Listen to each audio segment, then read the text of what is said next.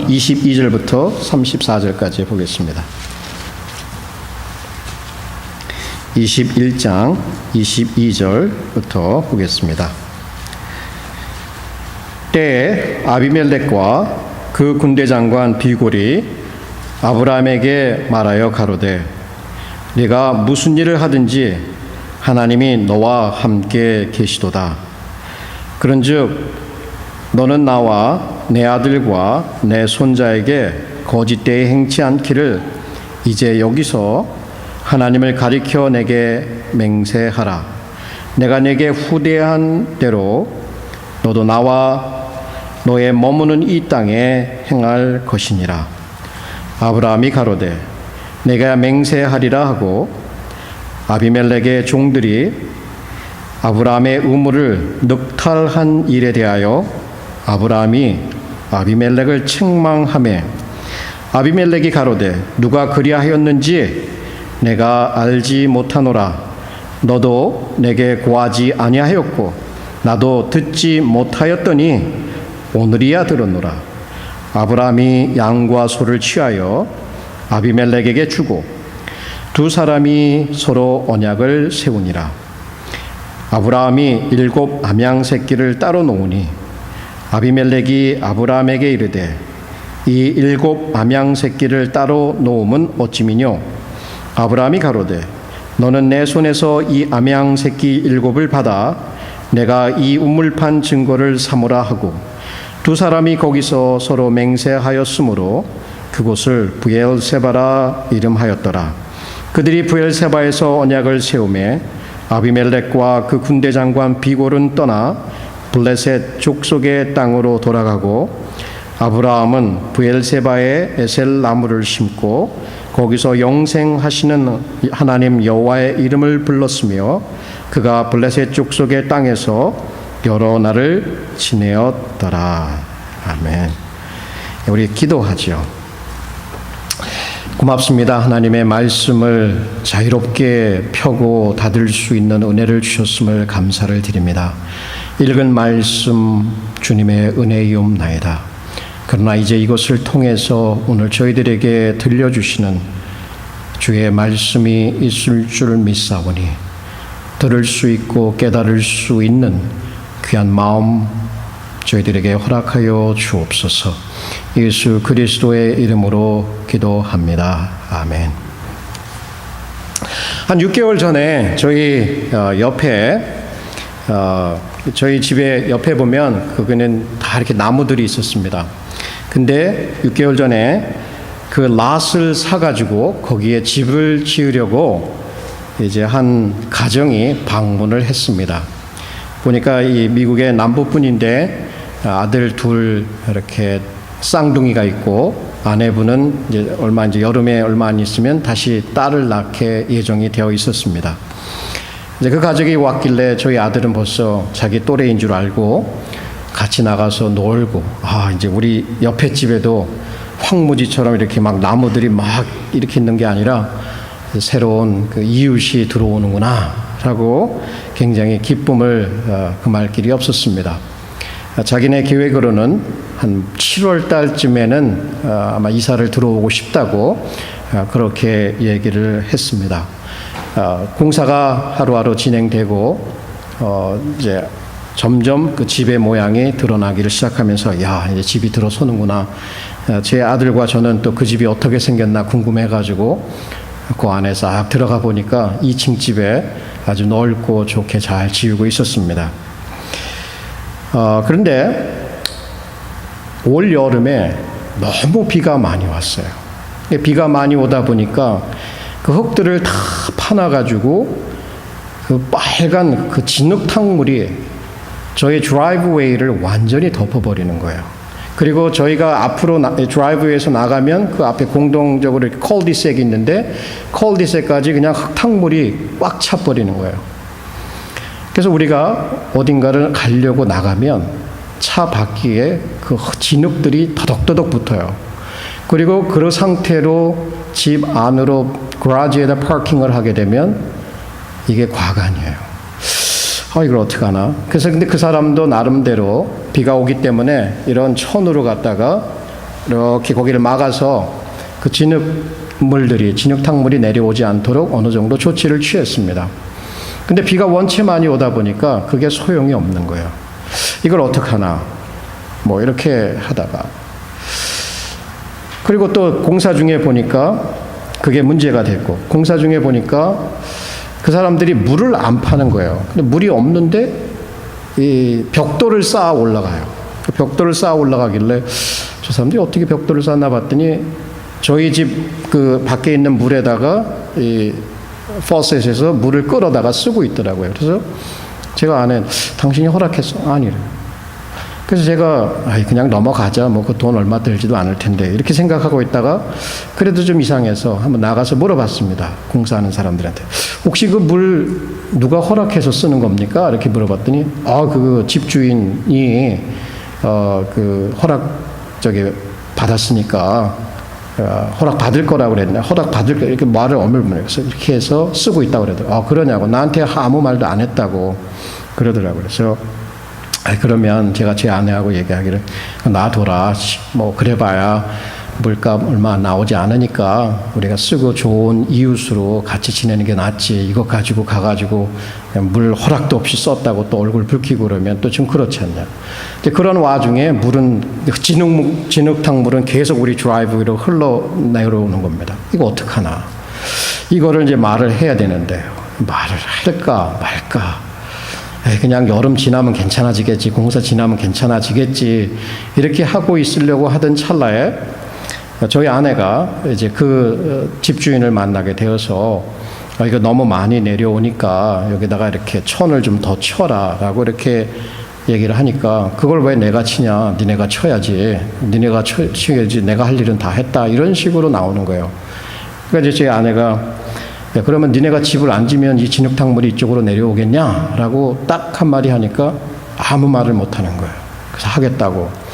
이렇게 돼서 이제 여름이 다 지나가고 또 집이 다 젖었습니다. 그런데 그 진흙탕 문제가 우리가 문제를 제기한 것이 아니라 시리에서 인스펙터가 나와가지고 그거를 보더니 당장 시정하라고 그 사람들한테 얘기를 했어요. 그러면서 저한테 와갖고 얘기하는 게 혹시 이 문제가 생기면 그 사람들한테 얘기하지 말고 나한테 전화를 하라고 비즈니스 카드를 남겨놓고 간 거예요. 그러니까 그게 문제가 됐던 거예요. 그 커뮤니티에서. 이런 와중에 우리 사이는 조금 이렇게 뭐랄까 말은 안 해도 약간은 껄끄러운 이런 게 있었습니다. 왜냐하면 저희는 저희 나름대로 뭐 그 사람도 어쩔 수 없었겠지만 진흙탕물이 거기에 들어오니까 우리는 차로 왔다 갔다 하면서 굉장히 뻘겋게 더럽고 그러니까 안 될 것 같아요. 서로 이제 좀 마음이 좀 껄끄러운 관계에 있었습니다. 그렇지만 그것을 다 잘 참고 지나간 결과 좋은 관계를 지금 잘 유지하고 있습니다. 어떻습니까, 여러분? 이웃집과의 관계, 이런 거 하나를 볼 때에도 늘 일상적으로 있을 수 있는 문제이지만 마음이 상할 수 있고 관계가 소원해질 수 있고 마치 안 본 것처럼 지낼 수도 있는데 그것이 우리의 삶에 발생하는 일들인데 저희도 그런 걸 겪으면서 이웃과의 관계를 유지한다는 것은 그렇게 쉬운 것이 아니구나라고 하는 것을 생각해 보게 되었습니다. 여러분 어떻습니까? 정말 여러분은 이웃과의 관계가 좋습니까? 가까운 이웃이든 먼 이웃이든 교회 안의 이웃이든 직장에서 섬기고 있는 이웃이든 그 관계가 원만하십니까? 때로는 참을 만큼 참았다라고 하면서 폭발을 해서 오히려 관계가 더 악화된 적은 없습니까? 이웃과 더불어서 화목하며 지내는 것은 우리가 모두 원하는 것이지만 좀채로 쉽지 않은 것을 깨닫게 됩니다. 우리 특별히 미국 사회의 한인들 어때요? 금세 정말 마음에 맞는 친구가 있으면 얼마나 좋은지 몰라요. 그래서 서로 마음을 터고 얘기하고 너무너무 가깝게 잘 지내다가 얼마 시간이 지나면서 서로 너무 잘 알게 되니까 흠들이 보이게 되고 그러면서 그것들이 이웃으로 잘못 전달이 되고 그것이 흘러서 그 사람들의 귀에 들어가고 그래서 관계가 전보다 서먹서먹해지고 어려워진 관계들을 우리는 우리 주변에서 많이 보고 있습니다. 교회 안에서도 마찬가지입니다. 바로 이것이 우리가 대면한 오늘의 문제입니다. 자, 이 문제에 대해서 정말 나는 마음에 맞는 이웃, 좋은 관계, 더불어서 살아가는 그 이웃, 그런 사회의 일원으로 되고 싶은데 그것이 과연 가능할까? 답이 있을까?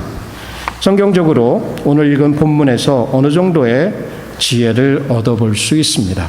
여기에 나온 아비멜렉, 아브라함, 이웃관계가 되었습니다. 물론 전에는 모르는 사람이었지만 그쪽으로 아브라함이 이주해서 나갔고 아브라함이 그곳에서 아비멜렉의 허락을 받아서 거기에 정착을 하게 되었습니다. 서로 더불어서 살아가는 이웃관계가 되었을 때에 이들에게 이웃관계를 조금 이렇게 어렵게 만들 수 있는 위기가 찾아올 수도 있습니다. 또 찾아오게 되었습니다. 그때 그것을 해결해 나가는 그런 모습들 속에서 나타나는 그 지혜를 우리가 좀 들어보고 싶은 것입니다. 오늘 특별히 그 아브라함 경우에는 늘 이주를 다녔기 때문에 가까운 이웃들과의 관계를 늘 중요시하게 생각을 했습니다. 특별히 전에 함께 전하던 그 롯과의 문제도 있을 때, 조카인 롯과의 문제 있을 때에도 그때도 롯과 아주 좋게 헤어짐으로 말미암아 좋은 관계를 유지할 수 있었고 이렇게 새롭게 생겨난 아비멜렉과의 이웃 관계에 있어서도 그는 지혜롭게 행함으로 말미암아 아주 좋은 이웃 관계를 계속해서 유지할 수 있었던 것. 여러분, 여러분의 이웃 관계, 저의 이웃 관계 어떤가요? 정말 쉽습니까? 여러분의 친구들, 여러분의 이웃들, 가까운 지인들 잘 지내고 있습니까? 어떻게 하면 그 관계를 돈독히 할 수 있을까? 우리의 공동 관심이기에 오늘은 우리가 이 부분을 살펴볼 것입니다. 오늘 특별히 이 말씀을 통해서 우리가 한 가지 우리의 삶에 적용할 수 있는 것은 바로 이것입니다. 우리는 이웃과의 평화를 위하여 하나님을 의지해야 한다는 것이에요. 아브라함의 삶생의 전체를 통해서 그는 하나님을 의지하는, 믿고 의지하는 삶입니다. 여전히 더불어서 이웃과의 관계도 평화를 이루기 위해서는 하나님을 의지하는 그것이 꼭 필요하다는 것이죠. 그럼 우리 측면에서 이제 아비멜렉의 측면이 아니라 우리 측면에서 아브라함의 측면에서 어떻게 하면 그 이웃과의 관계를 원만하게 이루어갈 수 있을까? 세 가지를 살펴볼 때 첫 번째는 이웃에게 하나님의 임재를 나타내는 삶을 살라. 이게 얼마나 어려운 말인지 몰라요. 죄송합니다. 제가 더 쉽게 말을 어떻게 옮겨야 될지는 모르겠는데 우리 이웃에게 represents God's presence to your neighbor. 이웃에게 하나님의 임재를 나타내는 삶을 살아라. 자, 누구이든 간에 우리가 누구이든 간에 우리는 하나님, 우리가 섬기는 하나님 을 세상 가운데 대표해서 살아가는 사람들입니다. 세상에서 우리를 볼 때에 우리 자신 김정호라고 하는 사람을 보기도 하지만 제가 믿고 있는 하나님을 보고 싶어 합니다. 그렇죠.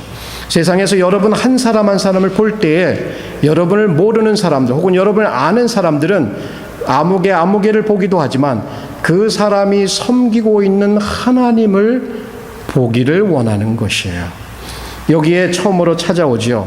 아비멜렉과 비고를 자기의 군대 장관을 대동해서 아브라함을 방문하게 됩니다. 그러면서 그가 처음으로 입에서 내는 말이 무엇인지 한번 들어보십시오. 아브라함에게 말하여 가로되 네가 무엇을 하든지 하나님이 너와 함께 계시도다. God is with you in all that you do. 내가 하는 모든 것에서 하나님이 함께 하신다. 하나님의 임재가 너의 가운데 있다라고 하는 것은 God's presence, 하나님의 임재, 함께 하심이 아브라함에게 있는 것을 이 이방인이었던 아비멜렉이 보고 알았다는 얘기예요. 어떻게 알았을까요? 어떻게 알았을까요? 아브라함은 처음에 이 게랄 땅으로 이주에 들어가면서 목숨이 죽을 것이 두려워가지고 자기 아내를 자기 누이 동생이라고 속였습니다. 그것에 대해서 아비멜렉이 하나님께서 보여주신 꿈을 통해서 알고 그를 책망하게 되고 거기서 다시금 회복되며 그를 위해서 기도하는 하나님의 선지자의 역할을 하게 됩니다. 자기가 기도했더니 아비멜렉 가문에 있는 태를 막아서 아이가 낳지 못했는데 아이를 낳도록 그 태를 열어주셨더라. 그렇다면 아브라함이 깨달은 것은 나는 내 목숨이 두려워서 여기서 거짓으로 어떻게든지 목숨을 부지하고 살려보려고 했지만 하나님이 이러한 모든 연약한 것을 통해서도 그를 축복하시고 그를 보호하시고 그에게 필요한 것들을 공급하신 사실을 깨달았습니다. 그리고 그 이후에 정말 하나님의 약속대로 아들을 선물을 받았고 세월이 흐르면서 또 아들을 젖을 떼고 또 뼈아프게 자기의 가문에서 서자였던 이스마엘과 그 아내, 둘째 아내였던 하갈을 내보내는 그러한 경험을 하게 됩니다. 자, 그러한 삶, 지금까지 살아온 삶도 그렇고 그의 실수도 그렇고 실패도 그렇고 모든 삶 속에서 여전히 하나님의 축복과 하나님의 임재와 하나님의 보호하심 이런 것들을 경험하고 있었어요. 그러니까 이방 사람들이 볼 때 저 사람은 여호와를 믿는 사람이고 저 사람은 여호와의 축복된 자들이고 하나님의 보호하심을 받고 있다라고 하는 것을 그 사람들이 볼 때에도 알았다는 얘기예요. 분명하게 드러났다는 얘기예요. 그의 삶 하나하나에서 그의 고백 하나하나에서 그의 예배 보는 것에서 그가 여호와의 언약의 종이었다는 것을 알았다는 얘기예요. 이거 중요한 사실입니다. 세상 사람들, 우리 이웃들이 우리를 볼 때 어떻게 인식하느냐는 얘기예요. 어떻게? 저 사람들은 하나님을 믿는 사람들이다. 저 사람들은 하나님의 그 말씀, 인격을 대표해서 이 땅에 살아가고 있다는 것으로 우리를 인식하고 있느냐? 아니면 믿으나 마나 똑같아. 오히려 믿는 것들이 더 못해. 왜 저 모양이야? 저 하나님 믿는 사람이 왜 저래? 하나님의 임재는 온데간데 없고 오히려 세상보다 못한 인격의 소유자들로 우리의 이웃들이 우리를 인식하게 되면 우리는 우리의 실패로 끝나는 것이 아니라 하나님을 아주 욕되게 하는 것이라는 얘기예요. 이웃과의 관계. 제가 처음에 우리 이웃이 왔을 때 그런 사소한 일이 있을 때에도 어떻게든지 우리가 믿는 사람이라는 것을 그 사람도 나중에 보니까 믿는 사람들이라고 하는 것을 이렇게 내가 했을 때 내가 이런 말을 했을 때 혹시 이것이 하나님의 이름에 누가 되지 않을까를 생각해 보게 됩니다. 좀 손해가 있어도 이렇게 해서 그리스도인들의 너그러움과 참음과 그 사랑을 보일 수 있기를 생각했던 것이죠. 아브라함 처음에는 거짓말쟁이로 인식이 되었지만 이제는 세월이 흐르면서 또 다시 그가 신앙을 회복하고 그 이방인의 눈에도 하나님이 함께 하는구나. 그 삶에 보면 아브라함뿐만 아니라 그 아들 이삭도 그렇고 그 손자 야곱도 그렇고 또 그 야곱의 아들인 요셉도 그렇고 거기에 동일하게 붙는 표현이 있습니다. God is with him. 하나님이 저와 함께 하시더라 라고 하는 이 표현을 거기에 따라다니고 있습니다. 그것은 뭐예요? 그들의 소속이 세상이 아니라 여호와께 있다는 것을 보여주었고 그들의 삶이 여호와를 대표해서 이 땅을 살아가고 있다는 것을 세상 사람들은 인식하였던 것이죠. 특별히 요셉의 경우에는 God is with him, so he was prosperous. 형통하였더라. 하나님이 함께 하심으로 그가 형통하였다고 하는 그러한 표현을 쓰고 있는 것을 볼 수가 있습니다. 여러분, 먼저 이것이 필요합니다. 세상 사람들이 볼 때 저 사람은 진짜야. 진짜 하나님이 함께하는 믿는 사람이야 라고 하는 인정을 받도록 삶을 살아가는 것이 중요합니다. 그 다음에 이어지는 것이 뭐냐면 본론으로 들어가야죠. 원하는 게 뭐예요? 아비멜렉이 원하는 게 이거예요. 그런즉 너는 나와 내 아들과 내 손자에게 거짓되이 행치 않기를 이제 여기 하나님을 가리켜 내게 맹세하라. 내가 내게 후대한 대로 너도 나와 너의 머무는 이 땅에 행할 것이니라. 여기에서 이 아비멜렉이 원했던 것은, 너 처음에 올 때 어떻게 보면 그것을 상기시킨 거야. 너 처음에 올 때 나한테 솔직하게 하지 않았잖아. 내 아내에 대해서 거짓말했잖아. 이것을 상기시켜주는 듯한 표현을 쓰고 있어요. 나한테 할 때 거짓되 행치하지 말아라. 내 자손들하고 거짓되. 그동안 이 하나님의 축복으로, 하나님이 함께 하심으로 하나님의 축복으로 아브라함은 더 성장하는 것을 봅니다. 더 부를 축적하는 것을 보고 그가 평화로이 거하는 것을 보게 되었을 때 위협감을 느꼈습니다. 혹시 이가 나중에 이 땅을 다 차지해버리고 우리 후손들을 다 노예로 만들어버리니 어떻게 될까라고 하는 그 두려움이 있었든지 찾아와서 그로 하여금 맹세를 하게 하면서 그 다음으로 이어지는 말이 기억하게 하는, 내가 너에게 후대한 대로 너도 말하자면 우리에게 그렇게 해라. 이 후대라는 말을 한번 생각해 봅시다. 후대. 후하게 대접한다는 말이잖아요. 후하게 대접한다. 이 말은 히브리 말의 헤세드라고 하는 말이에요. 이 헤세드라고 하는 말은 굉장히 중요한 단어입니다. 특별히 하나님과 사람이 언약을 맺을 때에 거기에서 요구되는 것이 바로 이 헤세드예요. 그리고 사람과 사람이 결혼을 하든 친구가 언약을 맺을 때에도 중요하게 등장하는 단어가 헤세드라고 하는, 이 말은 쉽게 얘기하면 변치 않는 거예요. 늘 처음과 나중에 신실하게 충성되게 성실함으로 대하는 거예요. 하나님의 헤세드 뭐예요? 이스라엘 백성들 끊임없이 하나님이 싫어서 죄악된 가운데 다른 신을 따라갔지만 여전히 하나님 그 백성을, 언약한 백성을 따라서 계속 나가서 그들을 품고 다시금 돌아오고 하는 그 unchanging love, 변치 않는 신실함의 사랑이었거든요. 여러분 잘 아시는 다윗과 요나단은 자기가 왕이 되어야 되는데 하나님께서 다윗을 왕으로 세운 것을 알았어요.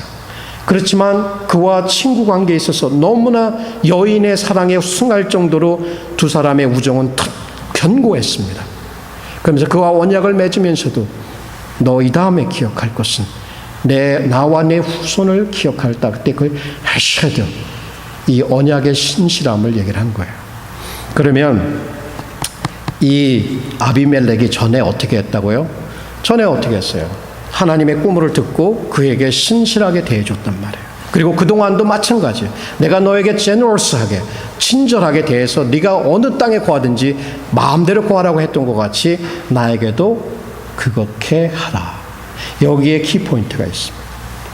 하나님께서 보여주신 그 unchanging faithful love, 이 헤세드를 바로 우리의 이웃이, 세상이 우리에게 원하고 있다는 얘기예요.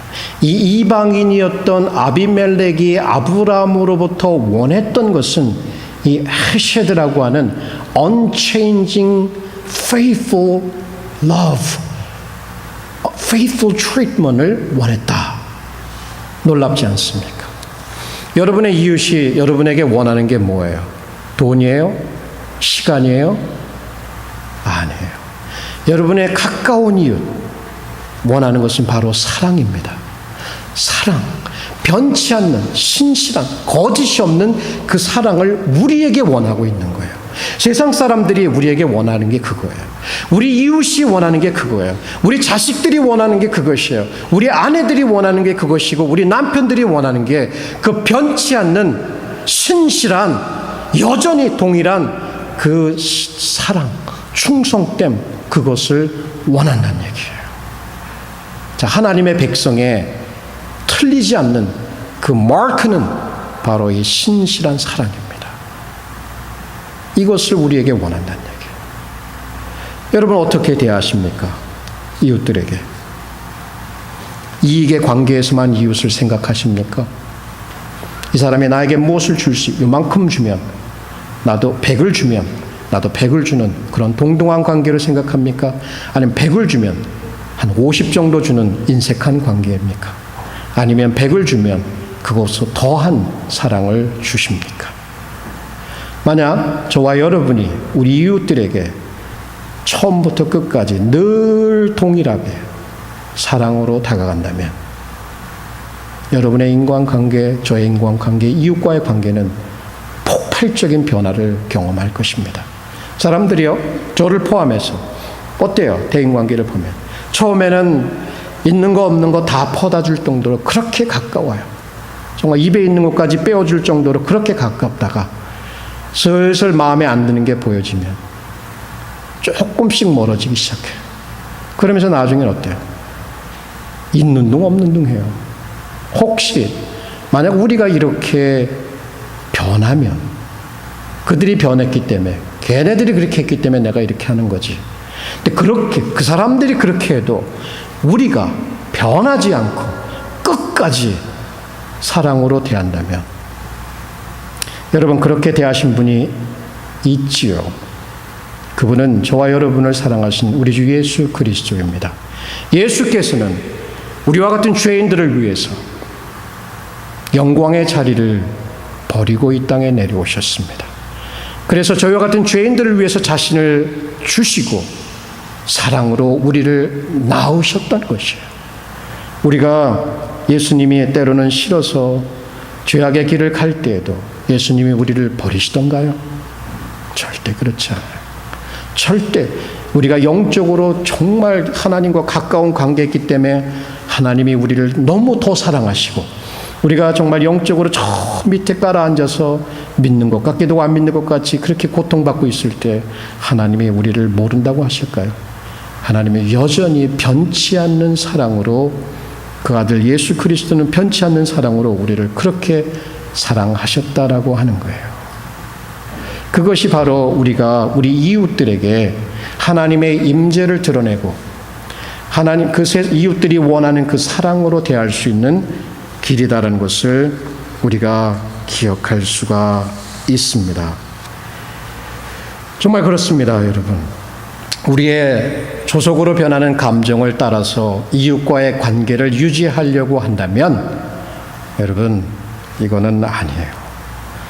가끔 보면 어떤, 우리 어릴 때도 그러면 욕쟁이 할머니가 있어요. 동네에 보면 욕쟁이 할머니 꼭 있죠. 막 욕을 해요. 근데 어떨 때는 되게 친절해요. 근데 어떨 때는 똑같아요. 그러니까 조속으로 감정이 변하거든요. 그러니까 우리는 눈치만 보는 거예요. 어떻게 하나. 눈치 봤다가 기분 좋으면 다 이제, 만약 우리가 그렇게 이웃과의 관계를 맺어간다면 그것은 unchanging한 신실함으로 관계를 맺는 것이 아닙니다. 저와 여러분이 이 땅을 떠나게 될 때에 결국 이웃과의 관계에서 보여준 그 사랑, 그것은 이 땅에서뿐만이 아니라 영원히 기억될 것이라는 것을 저와 여러분은 알아야 됩니다. 그래서 더욱 힘써야 되는 것이 있다면 어려운 이웃과의 관계에서 사랑하는 것입니다. 사랑은 오래 참는 것이고 사랑은 영원하다라고 합니다. Love endures. 그렇다면 얼마나 endure 할까요? 그것은 영원히 하나님께서 기억하신다는 것입니다. 여러분이 좋아하시는 룻은 어떠한 삶을 살았을까요? 젊은 나이에 과부가 되어서 그 시어머니를 모시고 자기의 고향을 떠나 베들레헴으로 왔을 때 그가 거기서 보여준 그 가장 가까운 이웃이었던 시어머니에게 보여준 그 unchanging love, 그것이 헤셰드였어요. 헤셰드. 결국 그는 다윗의 족보에 포함되는 영예를 얻게 됩니다. 여러분, 세상이 우리의 이웃이 원하는 것은 바로 그것이고, 그들로 하여금 우리의 삶에 하나님께서 함께 하셔서 일하고 있다. 저 사람들은 하나님의 사람들이다. 저 사람들은 하나님을 대표하는 대표자들이다라고 하는 그 인식이 분명하게 박힐 수 있도록 어떻게 우리가 살아가야 할까를 고민해 보아야 되겠죠. 자, 첫 번째는 우리가 하나님의 임재를 우리 이웃에게 드러내는 그러한 삶을 살자는 부분이었습니다. 두 번째는 영원하신 두 번째는 그 이웃과의 문제를 해결하라라는 부분입니다. 이웃과의 문제를 해결하라. 문제점을 해결하라. 여기에 보면 아브라함이 이 아비멜렉에게 문제점을 제시하고 있습니다. 25절부터 32절에 보게 되면 아비멜렉의 종들이 아브라함의 우물을 늑탈한, 이게 뺏었다는 얘기죠. 힘으로 뺏어갔다는 얘기예요. 우물을 늑탈한 일에 대하여 아브라함이 아비멜렉을 책망하매 아비멜렉이 가로되 누가 그리하였는지 내가 알지 못하였노라. 너도 내게 구하지 아니었고 나도 듣지 못하였더니 오늘이야 들었노라. 아브라함이 양과 소를 취하여 아비멜렉에 주었다. 두 사람이 언약을 세우고 아브라함이 7 암양을 따로 떼어놓고 또 거기서 그것을 통해서 언약을 세운 이야기들이 쭉 이어집니다. 자, 이건 뭐일까요? 그동안에 아브라함이 말하지 않았던 마음에 불편한 것이 있었어요. 아비멜렉이 찾아오기 전까지는 그대로 참고 지내려고 했던 것 같아요. 그 문제는 우물에 대한 문제. 그 당시에 우물이라고 하면 이것은 생존의 문제입니다. 물이 있어야 살지요. 우물이라고 하는 것은 우리가 옛날에 우리 동네에서 뜨던 깊이 파놓고 이렇게 바가지 내려서 이렇게 떠올리는 그런 우물이 아니에요. 계단을 타고 내려가서 저 깊이까지 내려가서 사람이 계단을 타고 내려갈 수 있게 크게 파놓은 거예요. 그래서 우물을 떠가지고 어깨에다 짊어지고 올라갈 만큼 큰 우물이었어요. 그런 우물은 짐승들에게도 사람들의 생명에 절대적으로 필요한 것이죠. 특별히 사막 지역에서는 더더욱 그랬던 것이죠. 그렇다면 이 생존권의 문제를 가지고 아브라함이 자기가 판 우물인데 이 아비멜렉의 종들이 와서 그것을 뺏어갔단 말이에요. 그러면 이 문제를 어떻게 해석할 것인가, 어떻게 해결할 것인가. 저는 몇 가지를 한번 묵상해 보았습니다. 첫 번째는 이 해결하는 방법에 있어서 아브라함은 때를 기다렸다고 볼 수가 있습니다. 자기가 외국인이었고 외인으로서 그 땅에 들어와서 자기의 권리처럼, 아니 보시오, 내가 아무리 이렇게 떠돌이 생활을 한다고 해도 나에게 이렇게 대접할 수 있는 것이요? 아비멜렉 당신의 종들이 내 우물을 뺏어갔는데 내가 이거 어떻게 살란 말이요? 이렇게 대접하면 안 되지. 마치 권리를 행사하듯이 나아가서 그에게 따지고 이거 당장 해결하든지 어떻게 하시오? 라고 할 수도 있었을 것입니다. 근데 그렇게 하지 않고 그는 때를 보고 있었습니다. 그 때가 찾아왔던 것이죠. 오히려 아비멜렉이 먼저 찾아와서 그에게 요청하는 것이 있었고, 이때다라고 하면서 그 때를 잡아서 그 문제를 아주 지혜롭게 그에게 제시하고 있는 것을 볼 수가 있습니다. 굉장히 중요해요. 여러분, 이웃과의 문제가 있게 됩니다. 재정적인 문제이든 뭐 정서적인 문제이든 뭐 말의 문제이든 그것이 있을 때 아무 때나 가갖고 했어 안 했어 이렇게 따질 것이 아니라 정확하게 어느 때가 적절할 것을 보아서 기도하는 가운데 그때가 되면 그 문제를 지혜롭게 꺼내서 해결하려고 하는 것 필요합니다. 그때에도 당신은 나에게 이것을 꿨어, 당신은 나에게 반드시 이렇게 해야 돼 라고 하는 주장하는 자세로, 자기의 권리를 주장하는 자세로 할 것이 아닌 것을 알고 있습니다. 어떻게 할 수 있어요? 여기서 보면 잘못한 것은 아비멜렉의 종들이 잘못했고 아비멜렉의 잘못이지만 아브라함이 오히려 그에게 양과 소를 선물로 주고 있단 말이에요. 이게 뭐예요? 그 사람의 마음을 얻는 거예요. 내가 이것을 원만하게 해결하기를 원하는 것이지 내가 이것을 통해서 당신이 나에게 이렇게 해라고 주장하는 게 아니여라고 하는 그런 인상을 비춰주고 있는 것을 볼 수가 있어요. 얼마나 지혜로운지 몰라요. 그러면서 언약식을 맺습니다. 왜 언약을 말로만 해도 되는데 언약을 해서 암양 7마리를 자기 암양 7마리를 주어서 그로 하여금 그것을 제사를 드리고 언약식을 맺으면서 앞으로도 이것은 내가 판 것이고 내게 속한 것이라는 것을 그에게 주지시켜 주시는 있는 거예요. 굉장히 지혜로운 것을 볼 수가 있습니다. 여러분, 때를 보았고, 그죠? 자기의 권리를 주장하는 대로 하지도 않았고, 그 다음에 비용이 들더라도 후한 마음으로, 굉장히 후하고 이해하는 마음으로 그에게 접근해서 선물까지 주고 있는 그리고 언약까지 맺어서 앞으로 이런 문제가 더 이상 없도록 하려고 하는 이 아브라함의 지혜를 그가 문제를 해결하는 것에서 볼 수가 있습니다. 혹시 여러분 그동안 살아오시면서 이웃과의 문제가 생겼을 때에 여러분 마음이 굉장히 괴롭고 슬플 때 어떻게 해결했습니까? 에휴, 친구 잊어버렸어. 없는 거야. 안 보면 그만이지 뭐. 내가 이렇게 하신 적은 없습니까? 혹은 그냥 당장 달려가갖고 멱살을 쥐고 네가 나한테 이렇게 할 수 있어? 내가 너한테 어떻게 했는데?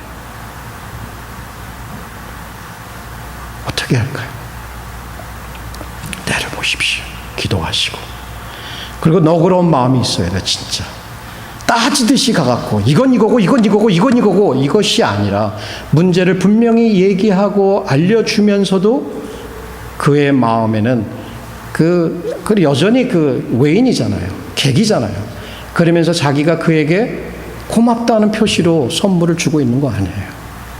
이러한 너그러운 마음, 넓은 후한 마음으로 그 문제를 해결해 가는 것을 볼 수가 있습니다.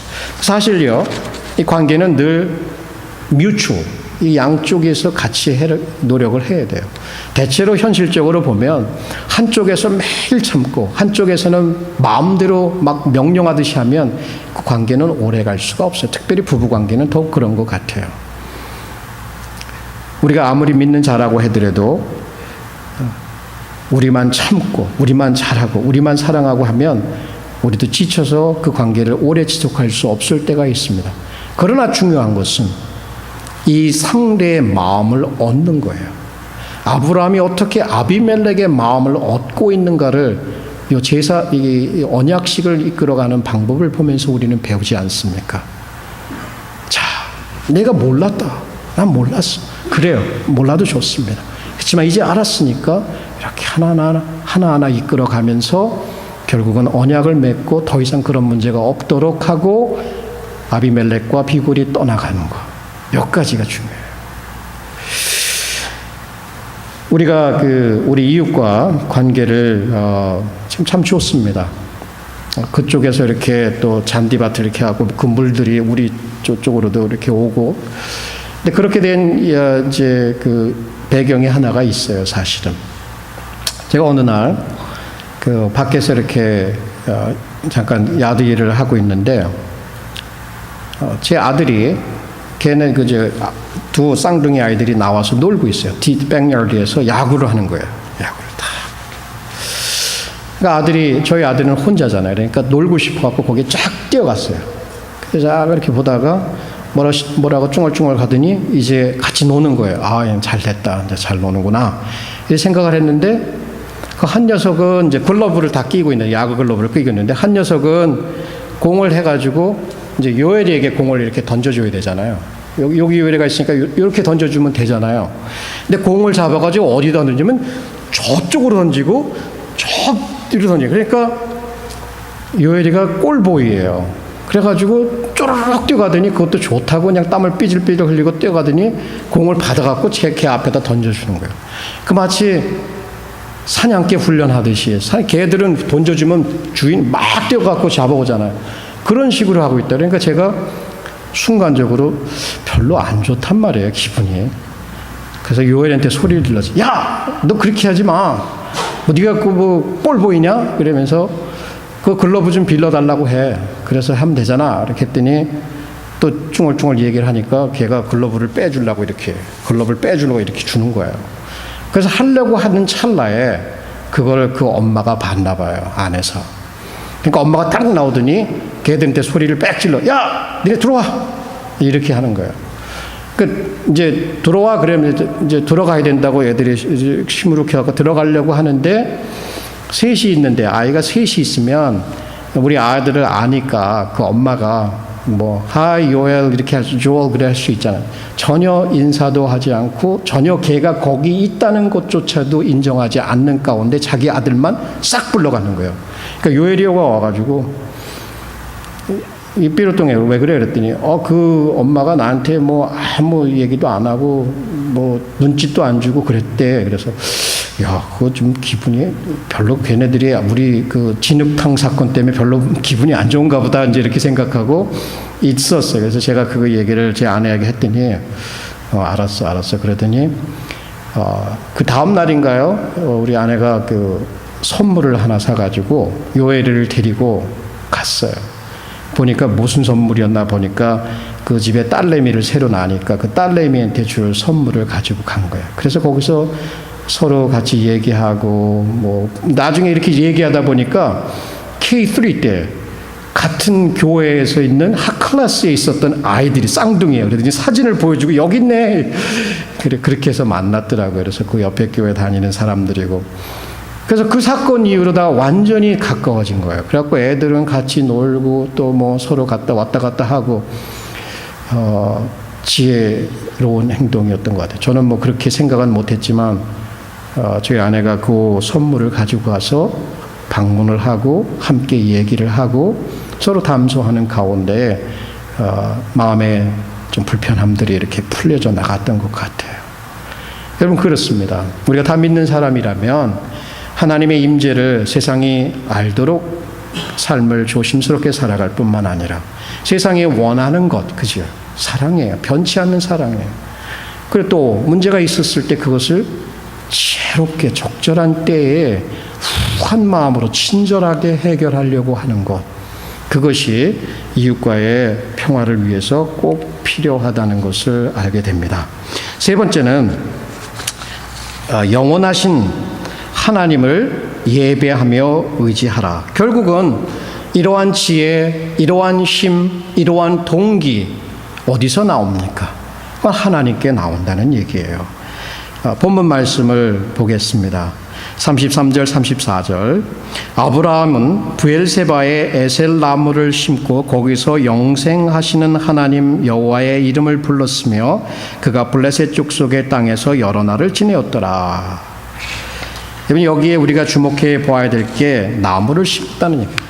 에셀 나무, 타마리스크 트리인데 에셀 나무는 사막 지역에서 한 10m 정도 자라나는 상록수 같은 거예요. 아주 푸르르고 이파리가 푸르른 그 생명력을 상징합니다. 변치 않는 생명력, 이런 것을 상징해요. 왜 에셀 나무를 심었을까? 거기에 언약을 맺으며 그가 기억하기를 원했던 것이 있습니다. 그동안 자기는 이 게랄 땅에 거짓말을 하면서 들어왔지만 그러나 그 거짓말 가운데서 하나님은 그를 용서하시고 그의 믿음을 도우셨고 그가 그곳에서 정착을 내리고 그가 그곳에서 큰 자가 되도록 인도하셨습니다. 그래서 이방 사람들에게도 인정받을 수 있는 그러한 자가 되게 해주셨단 말이에요. 하나님에게. 그리고 난 다음에 영원하신 하나님이라는 표현을 써요. 여기서 옹람이라고 하는 뜻이에요. Everlasting God. 자, 영원히 지속되는 그러한, 죽지도 않고 지속되는 그러한 하나님을 뜻하는 것이 아니라 이 영원하다는 하나님은 무엇이냐? 어제나 오늘이나 영원토록 동일하신 변치 않는 하나님을 이 아브라함이 기억하고 예배하였다라고 하는 거예요. 영원하신 하나님, 변치 않는 그 하나님, 신실하신 하나님, 약속하시면 이루시는 하나님, 그 하나님을 예배하면서 그에게 찬양을 드리고 그동안 내려주신 모든 복에 대해서 하나님을 예배하고 하나님으로부터 큰 은혜를 경험하고 그분을 의지해서 그 땅에 여러 해를 살아갔다. 이렇게 표현을 하고 있습니다. 변치 않는다. 변치 않는다. 세상에 변치 않는 게 있나요? 다 변하죠. 시작이 있고 끝이 있죠. 그러나 하나님은 변치 않습니다. 제가 아무리 얘기해도 여러분, 아브라함은 경험을 통해서 알았던 것이에요. 그의 인생 여정, 부름을 받은 때부터 애굽에 내려간 때에도, 롯과 헤어질 때에도, 롯을 구하기 위해서 전쟁터에 나아갈 때에도, 하나님 앞에 언약의 제물을 드릴 때에도, 자기 아내의 말을 듣고 하갈을 아내로 취하여 이스마엘을 낳을 때에도, 하나님의 약속을 재다짐 받을 때에도, 소돔과 고모라가 멸망하는 것을 볼 때에도, 또 그랄 땅에 가서 거짓으로 내려갔을 그때에도 아들을 낳았고 약속의 성취를 맛보고 또 그 가운데 젖을 뗄 때에 하갈과 이스마엘을 내보낼 그때에도 그 인생 여정, 지금까지 우리가 본 그 아브라함의 생애 가운데 여전히 변치 않고 그를 지키시고 그를 축복하시고 그를 만들어 가시는 그 하나님의 사랑을 아브라함은 그렇지, 이 하나님이지, 그 하나님을 예배 가운데 찬양하고 고백하고 높이고 사랑했다. 그것이 그의 삶의 원동력이었다. 이 외로운 인생길에 이민자의 삶에 나그네의 삶에서 그 예배를 통하여 이웃관계의 평화를 위한 힘과 지혜와 그 동기를 부여받았다는 얘기예요.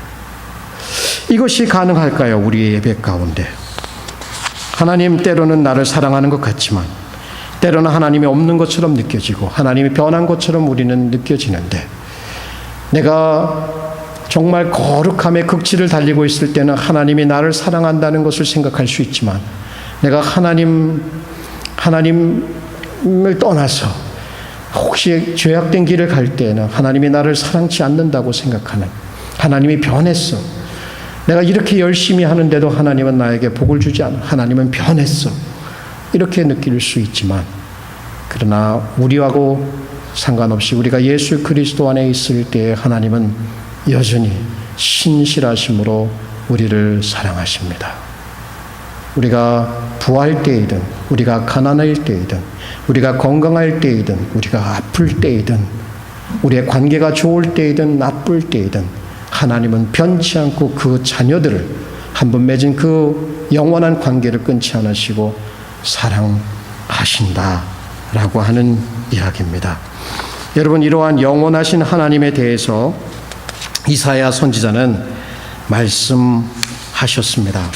이사야 선지자의 글입니다. 너는 알지 못하느냐, 듣지 못하였느냐, 영원하신 하나님 여호와 땅끝까지 창조하신 자는 피곤치 아니하시며 곤비치 아니하시며 명철이 한이 없으시니 피곤한 자에게는 능력을 주시며 무능한 자에게는 힘을 더하시나니 소년이라도 피곤하며 곤비하며 장정이라도 넘어지며 자빠지되 여호와를 앙망하는 자는 새 힘을 얻으리니 독수리의 날개치며 올라감 같을 것이요 다른 박질을 하여도 곤비치 아니하겠고 걸어가도 피곤치 아니하리라. 왜 영원하신 하나님이라고 썼을까요? 왜 영원하신 하나님, 왜 everlasting God일까요? 여기에 이 말씀을 듣던 사람들은 유다 나라 남왕국이 멸망을 받고 바벨론의 포로로 잡혀간 노예 신세가 된 나라가 망한 사람들이었어요. 그 사람들을 향해서 하나님은 변치 않는 영원하신 하나님이다라고 얘기를 해주시는 거예요. 어떻게 그렇습니까? 내 나라가 망하고 내 재산 다 뺏기고 우리 가족들이 내 앞에서 칼로 다 죽어나갔는데 어떻게 하나님이 변치 않는 언약의 신실하신 하나님입니까? 라고 의심하는 자들에게 이 말씀을 주신 거예요. 믿을 수 있을까요? 그 바벨론 땅에서 있어요. 하나님은 그들을 구원해 내십니다. 바벨론 땅에서 구원해 내셨습니다. 사랑으로 그 고향으로 돌아오도록 구원하시는 것을 우리는 후에 이스라엘 역사를 통해서 읽어보게 됩니다. 하나님 everlasting God, 이것은 바로 그분의 변치 않는 그 신실하심과 사랑의 뜻입니다. 그 칭호에는 그 뜻이 담겨져 있는 겁니다. 우리 늘 그렇지요. 우리 주 예수 그리스도는 어제나 오늘 영원토록 동일하시다. 영원하시다. 변치 않으신다. 바로 우리가 그것을 믿고 그러한 분을 의지하고 예배할 때에 바로 우리의 이웃과 바른 원만한 관계를 유지해 갈 수 있는 힘과 지혜를 얻게 되는 것입니다. 여러분, 얼마나 갈등이 많은 세상에 우리가 살고 있습니까? 나라들, 사회, 가정들 반목하고 있죠. 특별히 요즘에 문제가 되어오고 있는 것은 이 시리아 문제입니다. 시리아에서 아사드 정부가 이 평민들에게 화학 무기를 사용했냐 안 했냐. 대부분의 나라들이 미지근해요. 미국은 사용했다, 쳐야 된다라고 얘기하지만 러시아하고 차이나는 동의하지 않아요. 왜? 자기들의 무기를 시리아에 대주고 있거든요. 그러니까 문제가 되는 거예요. 결국은 오늘날의 사람들, 우리 모두는 어떠한 가운데 생활하고 있어요? self-interest. 자기의 이익을 중심으로 모든 사회, 모든 나라, 우리까지도 살아가고 있는 거예요. 내게 이익이 되느냐, 되지 않느냐. 그렇잖아요. 이렇게 자기, in a self-promoting culture in society. 이런 사회에서 우리가 어떻게 이웃과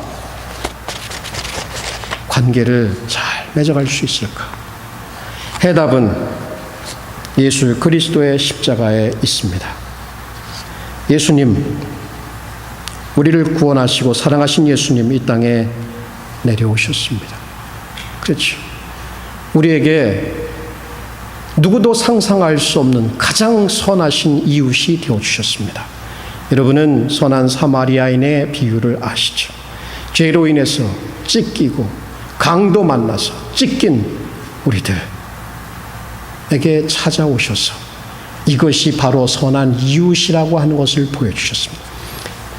자기의 이익에 똘똘 뭉쳐있는 우리의 삶을 이제 self-giving, 자기를 주는 자리로 불러 모시는, 나와라. 그것이 진정한 가치 있는 삶이며 구원을 이루는 삶이라고 우리에게 알려주십니다. 예수 그리스도, 그분 보면 알잖아요.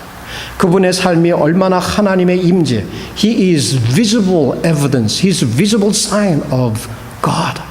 예수님은 정말 보이는 하나님의 임재 그대로였어요. 하나님이 그 안에 모든 신성으로 그 안에 거하고 있었단 말이에요. 그렇잖아요. 문제가 있을 때에도 분명히 대면을 하셨지만 거기에 은혜가 있으셨습니다. 그리고 늘 그 하나님을, 영원하신 아버지를 의지하며 예배하는 삶을 우리에게 보여주셨습니다. 여러분, 예수 그리스도를 믿고 의지해야 합니다. 그분을 사랑하고 의지해야 하는 것입니다. 그분을 통해서, 그분의 희생을 통해서 우리는 하나님과 화평함을 얻게 되었습니다. 자, peace with God, 하나님과의 화목.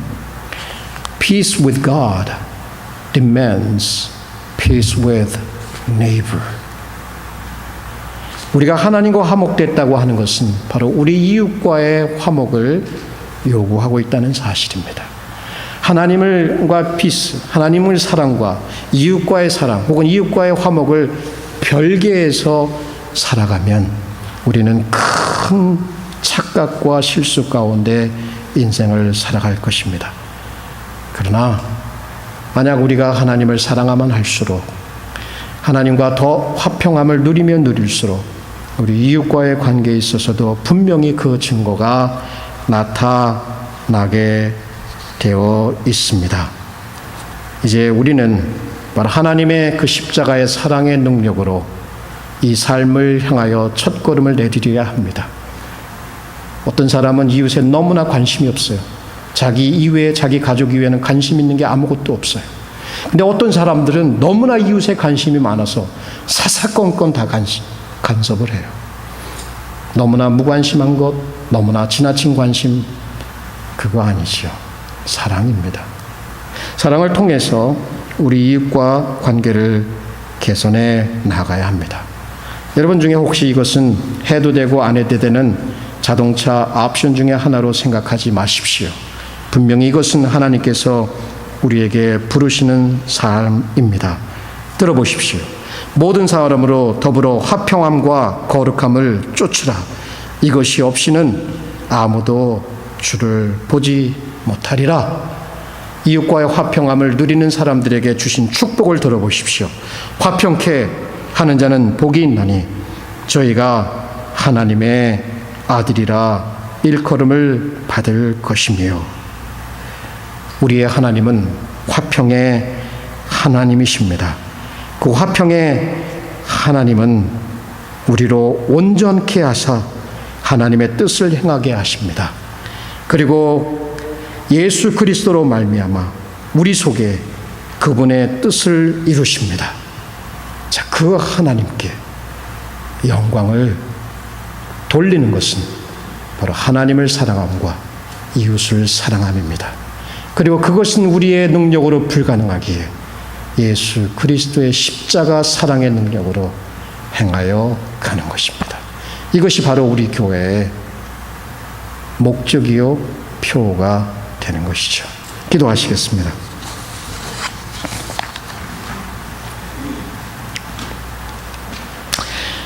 우리가 이 말씀을 듣고